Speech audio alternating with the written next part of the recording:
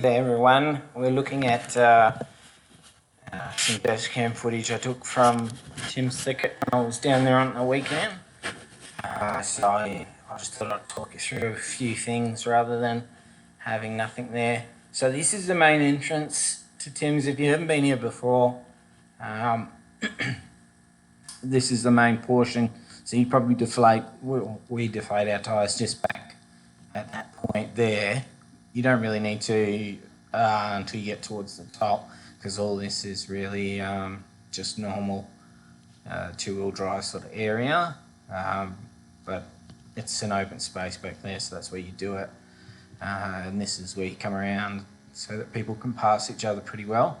And when you get to the top of the hill, which will come up in a second, that's where you would have need to have had deflated your tyres by, so it's always a good idea to do it at the start. But this is just showing you the way in, so you can have a look at this, and that way if you ever go down there you know what to expect when you get there. So as you come up towards the top of the hill, we're going to have two sort of avenues. You can go left or right, and left takes you towards where the exit is, and right is towards the entrance. So you go right if you're coming in, and most cars you'll see should be coming out of the left point.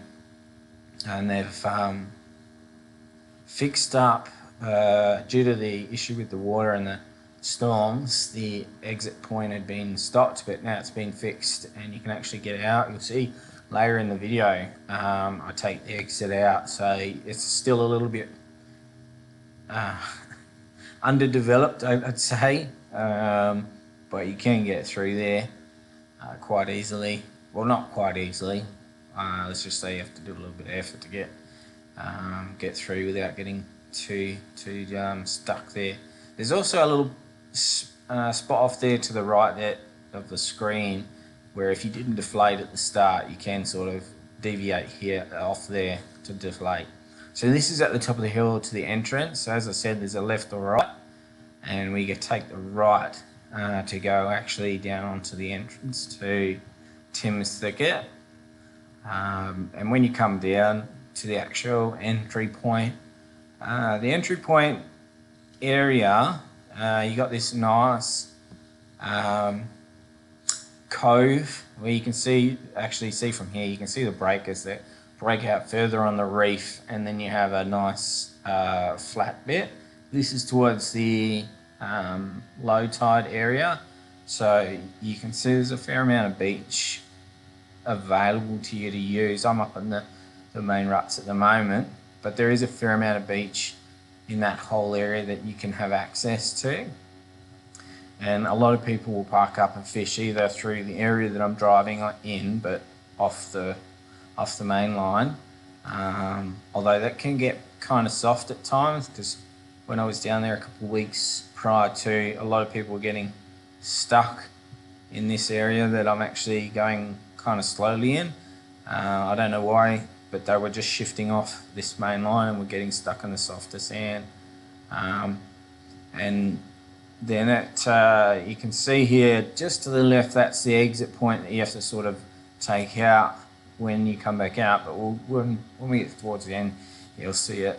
Then it comes to this sort of I'd say plateau of sand. So even at high and low tide, there's this big open sort of section where the reef is at low tide exposed to the right hand side, and you have quite a lot of room to maneuver, so quite a lot of cars generally park up on that big flat open space, and it's generally pretty firm unless it's been churned up through a lot of use of people that might not have deflated their tyres, or for whatever reason they've churned up the area. But usually it's nice and sort of firm to drive along. It's not too difficult really. Even the section I'm in at the moment, and I drop down in a minute to take some advantage of some of the other areas, because when you're up in this rut line here, you can see there's a fair bit of movement in the car. That's why you can see I jump off that main one to try and see if I can find a softer, more gentle ride.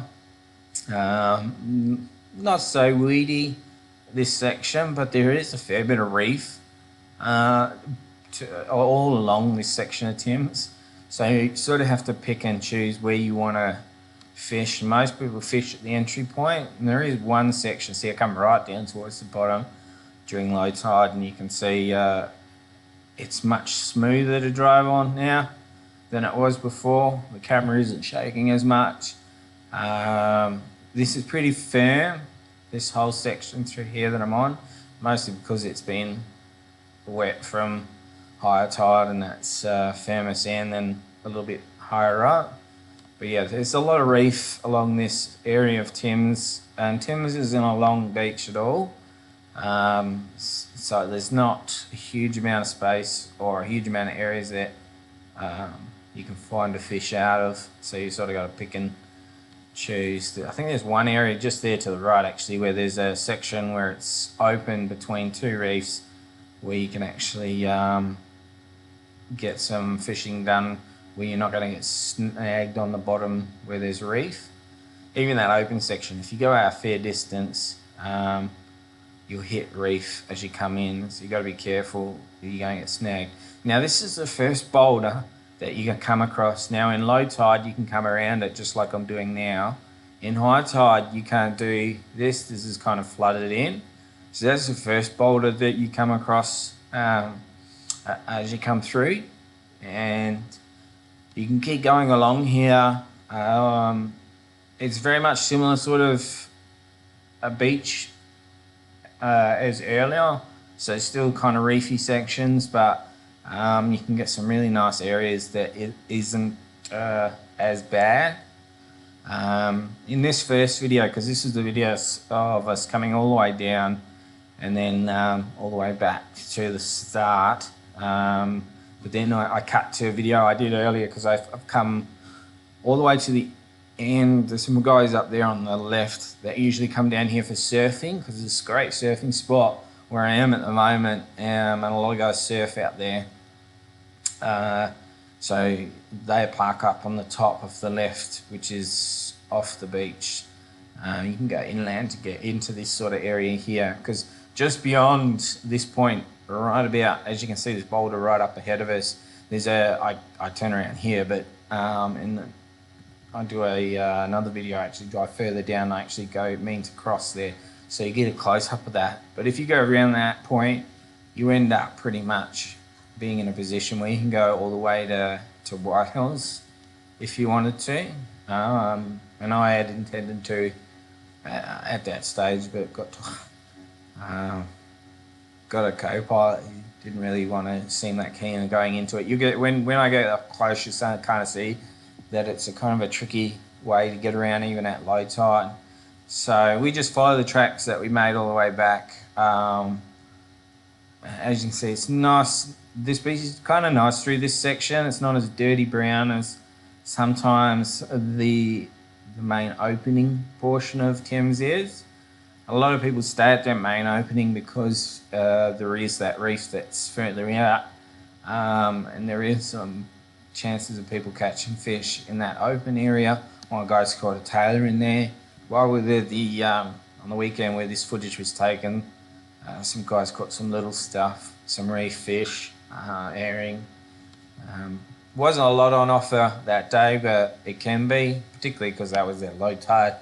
You're not really going to get a lot, and during this time of the weather with the sunshine out, even less a chance. But for a four-wheel driving beach, it's great for if you haven't done a lot of four-wheel driving and you want a beach that isn't so bad. I mean, you can see this. I'm just going through I haven't been able to fun going through the wash around the boulder. But as you can tell, it's not, and even to the left there, you can see that it's kind of reefy-ish, so it's sort of harder. So if you did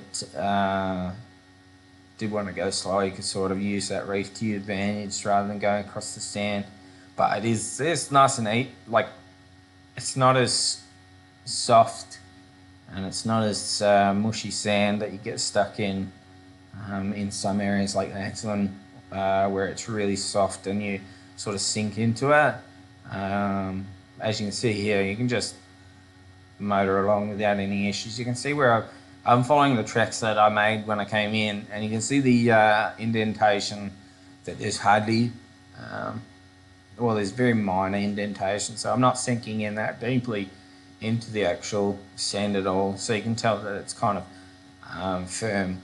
So it's a great beach if you're wanting to just do a little bit of forward driving. But like I said, and as you can see in the video, it's very short, so there's not a lot of room if you are wanting to forward drive and explore. There's not a huge amount of room, and if you're there at high tide, you can't go around those boulders. Well, you could try going around those boulders. I wouldn't recommend it, only because it's very difficult to see what's underneath and you don't know how deep that water is, particularly if you don't have a snorkel or anything. Plus, if you do find the sand softens up and will get stuck there during high tide, right up, wedged up against the boulder. Bad idea. So this is towards the end of this one. As we come back into the main, that's that big open space that I was talking about. So this is where most people will park up and fish this big open section to the left. You can see the exit point right there on my right as I go past it, and just a bit further up you'll see the entry point we come in on. So to the left hand side is usually where most people fish off. Right on the shoreline, and I like to I was staying low just for the smoothness of the ride. And in a second I'll just transition over to the next portion where I've just done a bit of the clip, because this is where I've just turned around to set up. This next clip is just catches us right at that point where the last boulder is. So this is the boulder. If you wanted to go to White Hills, this is the one you'll use. You'll come to this point and you'll go around here. Now I sneak up, I stop here for a second while conversation takes place about the fact that I want to go. But as you can see, the water isn't too bad. You can see there's reef right there. And the water is very shallow. And if you just go around, as you can see the breakers a bit further out. I actually go in a little bit into that water section. It is quite firm to get there, so you can get around it. It's just I was discouraged at the time to not do it, so I took my co-pilot's advice and got out of there quick smart. As much as I wanted to have some fun, but anyway, so I zip out. The only reason why I'm leaving this playing was to show you where the exit point is, and then I'll pretty much stop by talking because my voice isn't the best thing for videos. You don't want to do videos to listen to me talk, but the exit point comes up soon. But in preference, I prefer like White Hills and Preston. They're great beaches and long sections where you can find lots of little sections that you can park up in. There can be a lot of weed in certain parts, but also a lot of nice blue ocean that's free, and less of a lot of the issues you get here with reef and rocks that you can get snagged with. So you have a lot of less problems like that. But this one is a nice four-wheel driving type beach where if you just want to have a crack where you're a little bit new to it but want to test out how you can go. Not to mention there's usually a lot of people hanging around or going to and fro on this beach, so it's kind of popular both for fishing and people come down here and swim as well. So even if you do get stuck, you're generally going to have a lot of people around to give you a hand in most of the situations. So this is I think we're coming up to the plateau section where it opens up. No, I think we got a little bit more to go, but yeah, this is an ideal beach for this. And remember, so there's the entry point, the exit point's now been sort of cut out through the use of people using it. So that's now the exit point that you take, and it takes you around, so you avoid people coming down the hill, unlike say like White Hills where it's really one way in, one way out, unless you go all the way to Preston, and that has a separate entry and exit sort of point, whereas this one is a bit different. But hey, what can you do? It's But it's nice. It's a nice little place to go if you want to have a little crack at the fish, because sometimes it can be good for that as well. I think, yeah, there's the platoon coming up. As you can see, so this is a stage where a lot more people were showing up. So this is later in the day. It's about 10 o'clock, I think, ish. And you can already see this, there's a couple of cars already parked up. So there's usually quite a few people parked on that plateau. So you generally, if you do have issues, so there's another car down there. So this is the coming up to the exit point on my right, just past this car right there. You have to veer up right pretty hard, and you go up through this little section here. Can be quite bumpy, as you can tell, but as long as you get through that little first section when you turn right, it's easy. And from here, it's pretty firm, pretty smooth, and then you hit basically almost gravel tarmacy type road. So I turn my 4-wheel drive off by now. I don't even need it once you get past that point. But that's pretty much the entirety of Tim's in a video. So if you haven't been there, you now know the terrain, what it's like, and how to go about it, the entries and exit points. So hope that helpful, and I'll see you next time.